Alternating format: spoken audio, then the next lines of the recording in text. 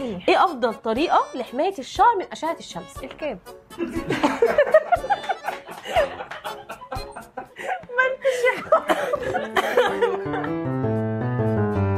شباب ازيك عامله ايه؟ الحمد لله. احنا النهارده قررنا ندحلبك ونقعدك على كرسي الاعتراف ونعرف منك كل الغلطات اللي انت بتعمليها. مستعده؟ مستعده. يلا بينا. يلا. هنبدا معاكي باول فقره اسمها اسئله من جوه الصندوق. هنسالك شويه اسئله ونختبر بيها بقى كل المعلومات اللي انت عارفاها وانت دورك انك تفضفضي. تمام. اول سؤال يا شيماء، قولي لي ايه هو نوع شعرك وايه الروتين اللي انت بتستخدميه لشعرك؟ نوع شعري دهني. تمام. اول حاجه باخد شعر عادي، شامبو، حمام كريم، بلسم، بسيبه شويه كده اخلطه في الخلاط وكده. ايه اللي بتخلصي في الخلاط؟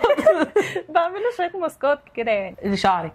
خلاطات طبيعيه. تمام. بمناسبه بقى الخلطات الطبيعيه، قولي لي ايه هي الخلاطات الطبيعيه اللي بتعمليها لشعرك؟ والله هم قالوا لي ميه رز. تمام. بنقع الرز كده شويه وبعد كده اصفيه. انت عارفه الرز بقى بكام دلوقتي؟ لا غلا، بس انا باخده بعد ما بيخلص. بحوش حبه كده بكل كيلو. ساعات بحط بيض بتاع كده يعني. ده انت خلصتي الاسئله اللي هي كانت هناك. غلطت على الفقره الثانيه. الروتين اللي بستخدمه شامبو معايا ساعات بلسم او حمام كريم، يعني ده او ده، كل واحد فيهم مره في الاسبوع. طيب لما بتطلعي تحطي حاجه على شعرك ولا لا؟ طبعا بيجي دايما شعري مع الزيت اكتر رغم ان هو دهني. طب ده ما بيزودلكيش القشره؟ انت عندك قشره اصلا؟ لا مش دايما يعني. طب انت عارفه منين ان شعرك دهني؟ ما عشان هو بحس ان هو بيبقى ده يعني دهني. فتله الشعر دهني. لا شيماء راحي كده معايا. اصل عرفتي منين اللي هو دهني؟ ايوه عرفت. ده اللي بيحجب ده. سؤال تاني يا شيماء، قولي لي ايه هي الخطوه اللي انت ممكن تستغني عنها في الروتين وشايفه ان هي مالهاش لازمه، سواء كان شعرك او بشرتك، يعني ما عنديش مشكله. شعري او بشرتي الاهتمام بيهم عامه يعني. انا لما بهتم بيهم بيبوظوا اكتر. غالي بجيب رخيص كده ضايع وكده ضايع. مش فارقه. ايه اكتر مشكله مزولكي في شعرك؟ اكتر حاجه بتزودني ان هو بيقع كتير يعني. ممكن اخش اخد دش كده يعمل يسقط. طب انت عارفه سبب التساقط؟ بيقولوا لي انيميا. يعني انت عندك انيميا؟ خضار. ايه انيميا خضار ده؟ يعني انت حللتي عملتي تحليل قبل كده؟ لا قوي. طب ليه ما حللتيش؟ ما بهتمش بالنقط دي. شكليات. انت ليكي في الوصفات الطبيعيه ولا لا؟ وايه اغرب وصفه عملتيها لشعرك بما اننا كمان داخلين على العيد بقى؟ اكبر وصفه هما 2: ميه الرز والبيض. باخد الصفار افصله لوحده والبياض افصله. ده بجد والله يا يحيى. بس وبعمله بسيبه شويه كده وبعد كده بغسله وبعد كده بعمله بالشامبو يعني. طب وانت عامله صفار البيض على شعرك بيبقى احساسك ايه؟ لزج. لزج زياده عن اللزوم. بغض عن اللزاجه، احساسك ايه التاني؟ ريحه البيض. دي اكبر حاجه كفيله. ويا شيماء ايه اكتر مصيبه عملتيها في شعرك وندمتي عليها؟ ان استخدمت شامبو مجهول المصدر. تمام. فلقيت شعري عمل كده واضطريت اقص كله. والله. ده كان عندك قد ايه وقتها؟ ده كنت في 6 ابتدائي تقريبا، بعد ما كان شعري طويل بقى كده. يا الله. فدي كانت اكبر قهر يعني. عارفه الناس اللي كانوا بيعدوا على البيوت دي اللي هو شامبو شامبو شامبو، احنا بقى كنا الناس اللي بتشتري. بنبدل كيس. الناس اللي كنا بنبيع بنبدل كيس الفاضيه، صح؟ قولي يا شيماء بقى لما تبقي قاعده في قعده صحاب كده اهو، ايه اكتر نصيحه بتقول موجهه لهم كده عشان يهتموا بقى بشعرهم او ببشرتهم او اي حاجه؟ كله فاكهه، كله خضار. ده بتنصحيه عشان ما بتعملوش؟ عشان ما بعملش التلاته. ما شاء الله عليك. اخر مره عيطتي فيها كانت امتى بسبب اي مشكله عندك؟ مشكله خاصه بشعري يعني ولا ايه؟ حتى لو مشكله عاطفيه يا شيماء احنا معاكي مفيش مشكله. لا مشكله عاطفيه، الشغل غير كفايه. الحمد لله يا رب. انت بتشتغلي في مكان وحش؟ دي اكتر حاجه قصفت عمري للاسف الشديد، ان في شغلي بقول صباح الخير ومساء الخير وتصبح على خير، فاهمه؟ بجيب الثلاثه مع بعض. شباب السؤال اللي جاي ده مهم جدا، بما ان العيد قرب، فهل انت بتعملي حاجه معينه في شعرك بقى قبل المناسبات والاعياد؟ ده بيبقى يوم الحمام العالمي ده. بعمل طبعا ماسكات وبعمل له حمام كريم بقى، وبعد كده بطلع اظبط دنيتي. قررتي تعملي كريم كتير. انت في حاجه معينه بتعمليها في البيت كحمام كريم ولا بتشتري حاجه جاهزه؟ لا بشتريه جاهز. لا دي حاجه شيء مفروض، ده صرفه ومكلفه. ايوه خدت بالي. وخاصه في العيد يعني بيبيديس وشغل كده واحرقه وبوظ الدنيا في الاخر، فاهمه؟ تمام. بنهيها في الاخر. اشتريتي بقى اي منتج قبل كده كان سعره غالي خفتي تروحي تقولي لي سعره؟ كتير قوي قوي قوي. وبتكذبي بقى تقولي سعره اقل ولا ما بتقوليش؟ طبعا بنزل في السعر. هتضحك عليا. قولي يا شيماء ايه هي الطريقه اللي انت ممكن تعمليها عشان تفردي شعرك من غير ما تبوظيه؟ بلف دوامه. بصي دبابيس ورشه. ما بتصدعيش من الدوامه؟ احيانا، بس بلف بالليل واصحى الصبح افكه بقى خلاص. اخر سؤال بقى يا شباب معانا في الفقره دي، قولي لي ايه هي اغرب حاجه سمعتيها على السوشيال ميديا وكنت عايزه تجربيها؟ موز بالنشا. ده يتاكل؟ لا كان بيتضرب في الخلاط مع النشا كده وبيتحط له كركم. عشان الشعر. عشان المفروض ان هو بيطري الشعر وبيتقله. طب ايه علاقه الكركم؟ الكركم معرفش هو ليه كانوا بيحطوه حتى على خلطات البشره يعني، فبس هو كان دايما عامل مشترك. كده شعرنا يتلون. ما ده طبيعي. جربتيه طيب الخلطه دي؟ كده هيبقى اصفر يعني، اصفر كناري. حاسه ان احنا ما اتحدناش شيماء قوي الصراحه، فيلا بينا على الفقره الثانيه. بصي يا شيماء، احنا في الفقره دي هنسالك شويه اسئله، والحاجه اللي حصلت هتقولي عليها امين، واللي ما حصلتش هتقولي عليها شمال ويمين. تمام؟ امين ولا شمال ويمين؟ اول سؤال معانا يا شيماء، هل قصيتي شعرك قبل كده باصلا انت شفتيها على النت والدنيا باظت معاكي خالص؟ امين. حصل؟ القصه دي حقيقه. هل رميتي اي منتج انت جبتيه قبل كده في حياتك عشان ما كانش حلو معاكي، ولا بتستخدميه كده كده؟ لا كتير رميت حاجات ما جاتش معايا، متاكده رميتيها؟ بستخدمها للغسول بتاع كده يعني، ببوظ بيها الدنيا اكتر.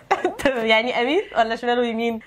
رميتها امين. في كده بما انك قاعده على السوشيال ميديا ما شاء الله يعني، حاجه بتقول لك انك بتغسلي شعرك بصابون المواعين علشان ينضف اكتر، فهل عملتي حاجه شبه كده قبل كده ولا لا؟ امين ولا شمال ويمين بصراحه؟ صراحه شمال ويمين، ده كده شويه كلور يعني. هل يا شيماء غسلتي شعرك قبل كده في نفس اليوم مرتين بالشامبو؟ امين. ببقى طالعه مصيف، يبقى واحده بالليل واحده الصبح واحده وانا جايه من البحر كده. 3 في اليوم. نمتي قبل كده يا شيماء وشعرك كان مبلول؟ امين. اكتر حاجه ده بعملها غلط بجد الشعر يقع؟ لا والله، ده انا الف وانام. انا بقصد صبغتي شعرك قبل كده يا شيماء بلون واتفاجئتي ان هو لون تاني خالص في شعرك؟ لا شمال ويمين، مش مع الصبغه عامه، ما بحبهاش. فردتي شعرك قبل كده يا شيماء؟ يمين. بحب تلاقيني كده داخله ساعات فيه يعني. والمشكله انك بتسالي فيه تساقط ليه، صح؟ طبعا حاجات اسئله غريبه مش تساقط. شيماء استخدمتي اي منتج كمنتهى الصلاحيه قبل كده؟ احيانا. بتبقي عارفه هو منتهى الصلاحيه؟ يعني ارميه؟ انت قلتي من اول فقره انا برمي الحاجات مش فارقه بالنسبه لي. اخر سؤال معانا في الفقره دي يا شيماء، هل بتنشفي شعرك بسشوار وهو مبلول؟ شمال ويمين. انا حاسه ان احنا دحلنا شيماء شويه، بس حبيت الموضوع قوي، فيلا بينا بقى على الفقره الثالثه. شيماء الفقره دي اسمها سرعه البديهه، قررنا ان احنا ندحلك فيها بسرعه ونسالك شويه اسئله وقدامك 10 ثواني بس تجاوبي فيهم كل سؤال. الفقره دي فيها ريتنج، فانا هقيم اجابتك لكل سؤال بالارقام اللي معايا دي. يلا بينا نشوف. السؤال الاول، افتحوا التايمر بعد اذنكم. هل القشره مش بتتعالج، صح ولا غلط؟ بتتعالج. طب هل القشره مش بتروح خالص، صح ولا غلط؟ لا بتروح وتيجي يعني. برافو يا شيماء. تقصف الشعر ممكن ان احنا نعالجه بمنتجات؟ بحسه لا. غلط. شطاره دي يا شيماء. الافضل ان احنا نستخدم شامبو يكون جواه سلفيت ولا ما فيهوش سلفيت؟ لا زيرو على طول. هو مش على طول، لانه طبعا بيبقى بيمنع يعني الفوائد بتاعه الشعر كله. ايه اللي بتقوليه ده؟ مش عارفه. -10. فرحانه ايه -10؟ المشط الخشب والبلاستيك، شايفه ان هما الاثنين حاجه واحده وهو بس ترند على الفاضي؟ لا بحس ان الخشب افضل. هل الفوطه المايكرو فايبر شايفه ان هي مهمه ولا اشتغالها؟ لا اشتغل. ما اعرفش. الفوطه المايكرو فايبر دي اختي. 0. السؤال ده سؤال غايه في الاهميه. ايه افضل طريقه لحمايه الشعر من اشعه الشمس؟ الكاب. بس على فكره صدقني انت كرييتيف. ايوه. والله يعني انا اقتنعت. شيماء ايه افضل طريقه لحمايه الشعر من اشعه الشمس؟ ما ننزلش من بيتنا، سهله. ايه في الفيديو ده؟ قومي يطلع من داره وتقل من الارض. شيماء، هل السشوار امن من بيبي ليست الشعر، صح ولا غلط؟ صح. انا والله العظيم انا حاطه السؤال وعارفه انك هتقولي صح. بجد؟ اقسم بالله. مفيش معاكم صفرين كمان؟ ايه اللي صححه؟ عشان بيبقى بيتعرض من بعيد. لكن البيبي ليس بتحرق الشعر. بس تقولي لي بقى انت بتعملي ايه، اقول لك بيبي ليس عادي. هل زيت الخروع بيعالج تساقط الشعر؟ لا بيتقل. انت شايفه ان التساقط مشكله والتتقيل مشكله ثانيه كشيماء؟ طبعا التساقط ده مش هيقع. ايوه. لكن هيكثف. يعني التساقط ده يعني ايه؟ بيقع. والتكثيف ده يعني ايه؟ بيطلع. هستخدم حاجه توقف ده، مش هتطلع ده، ولا انت عندك ان ده ماشي في حته ده ماشي في حته؟ ايوه صح. يعني اجابه السؤال ايه؟ اجابه صحيحه. غلط. هل قص اطراف الشعر باستمرار بيخلي الشعر يطول اسرع، صح ولا غلط؟ صح. كانت لسه مجاوبه غلط يا محمد. مش ثقه في النفس 1%. استخدام الحنه بيضر الشعر، صح ولا غلط؟ غلط. اديها 10 بقى عشان هي يعني ايه. السؤال اللي جاي ده مهم جدا وناس كتير قوي بتفكر فيه. هل صبغه الشعر بتعمل سرطان؟ غلط. 5 على. هل لو ربطنا شعرنا جامد ده هيمنع ان هو يقع؟ غلط. هل لو سرحنا شعرنا كتير ده هيخلي شعرنا يبقى بيلمع واحسن، صح ولا غلط؟ صح. انت عايزاه. ايه؟ غلط. والله بالله خايفه واثقه في منها. نفسك. عارفه بتبصي لي بصه والله العظيم بتأنيب الضمير. هل يا شيماء المنتجات الغاليه دايما بتكون احسن من الرخيصه، صح ولا غلط؟ مش دايما، فغلط. برافو يا شيماء. اعطيه 10. اعطيني 5. الحمد لله يا جماعه، تم بفضل الله. دحلنا شيماء بنسبه 100%، وهنخش دلوقتي على اخر فقره وهي فقره روتين وفزوره. شيماء انت كسبتي البوكس ده، وعشان تاخديه الشرط الوحيد انك تجاوبي على الاسئله اللي انا هسالها لك صح في مده 60 ثانيه. مستعده؟ مستعده. ممكن الاعدادي يفتح التايمر؟ يلا مونتاج. البوكس ده فيه 3 منتجات للشعر، قولي لنا كل منتج بتاع ايه، بنستخدمه ازاي، وبيتساب قد ايه على الشعر. ابتدي. تمام. اول حاجه ده زي بلسم. بلسم منتشه. بتاع ايه ده؟ ده شامبو. عندكوا شامبو؟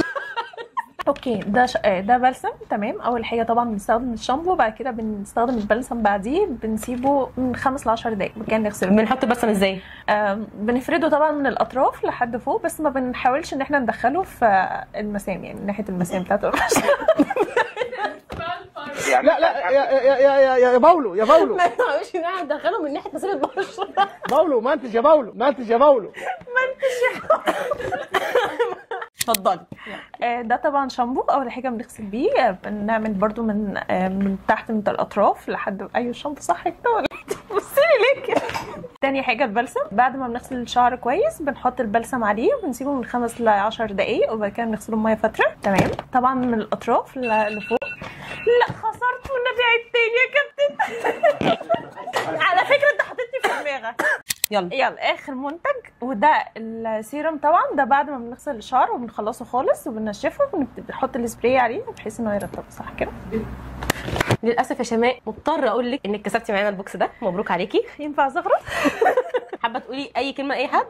احب اشكر بابا وماما واصحابي وفريق الاعداد اللي تعب معانا ده واصدقائي في العمل. يا منى.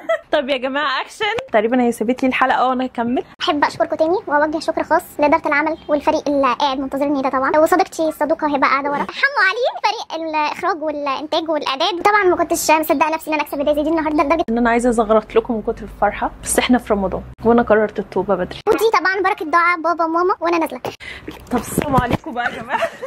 وقبل ما اقول لكم الفزوره خلونا بقى يا جماعه نلم كده كل الاخطاء والعك اللي حصل في الحلقه دي. هقول لكم دلوقتي على افضل واصح روتين للشعر لو عملتوه انتوا مش بس يا جماعه هتعالجوا الجفاف، التلف، الهيشان، هتمنعوا ان شعركم يتقصف، انتوا كمان هتوقفوا التساقط، خلوا شعركم يطول بطريقه صحيه، وكمان هتنبتوا الفراغات. اول خطوه يا جماعه مهمه في روتين شعرنا، ودي مش خطوه رفاهيه اطلاقا، هي خطوه الشامبو. احنا ليه لازم اصلا نغسل شعرنا بشامبو؟ لان لو احنا سيبنا المنتجات والمواد تتراكم على فروه الراس ده هيعمل لنا قشره، بالتبعيه شعرنا هيقع. بنغسل شعرنا يا جماعه من 2 ل 3 مرات في الاسبوع بالشامبو، ولو شعرنا دهني او مختلط فاحنا لازم مره في الاسبوع نغسل شعرنا بشامبو يكون جواه سلفيت. ولو شعرنا بقى يا جماعه جاف او عادي فكل اسبوعين لازم نستخدم شامبو يكون جواه سلفيت. انا بقى بالنسبه لي الصراحه بحب ان انا استخدم الشامبوهات اللي بيكون فيها بدايل للسلفيت شبه شامبو ليفز. ده اولا بيوفر عليا ان انا اجيب اكتر من شامبو، وثانيا بستفيد بكل مميزات السلفيت ومن غير ما اتعرض لاضرار السلفيت. احلى حاجه في شامبو ليفز يا جماعه ان هو مش بس بينظف شعرنا كويس جدا، هو كمان بيخلي شعري مترطب، بلس كمان ودي اكتر حاجه انا حبيتها ان هو بيخلي ريحه الشعر حلوه جدا بعد ما تطلعي من الشاور، بالظبط كده كانك حاطه هير بيرفيوم. انا بعشق يا جماعه مجموعه ليفز وانتوا عارفين كده من على الانستجرام، وده لسبب بسيط جدا، دي اول مجموعه مصريه يكون فيها 23 عشبه هنديه يا جماعه، وكلنا عارفين قد ايه الاعشاب الهنديه مفيده جدا ان هي تقوي الشعرايه وان هي تغذيها تطول الشعر وتقله. فبالتالي انا ببقى ضامنه مجموعه ليفز ان انا بستفيد بكل المستخلصات الهنديه بحاجه تكون اصليه ومتوفره دايما. وبما اني بتكلم على ليفز فخلونا بس ننط كده على ثالث خطوه مهمه في الروتين، ودي ما بقدرش استغنى عنها، ودي انت تعمليها لو فعلا عايزه شعرك ما يبقاش فيها هشام، تمنعي تماما ان يطلع لك تقصف في شعرك، بالاضافه كمان انك ترممي شعرك وتعالجي التلف اللي فيه. ببساطه جدا يا جماعه زي ما احنا لازم نرطب بشرتنا كل يوم فاحنا لازم نرطب شعرنا كل يوم. عايزه اقول لكم يا جماعه ان ليفز ده اكتر كريم مرطب للشعر استخدمته، وقلت لكم ان انا جبته اكتر من مره، دي تقريبا 3 مرات استخدمه فيها، وده سبب بسيط ان انا لقيت منه نتيجه من اول مره استخدمته فيها.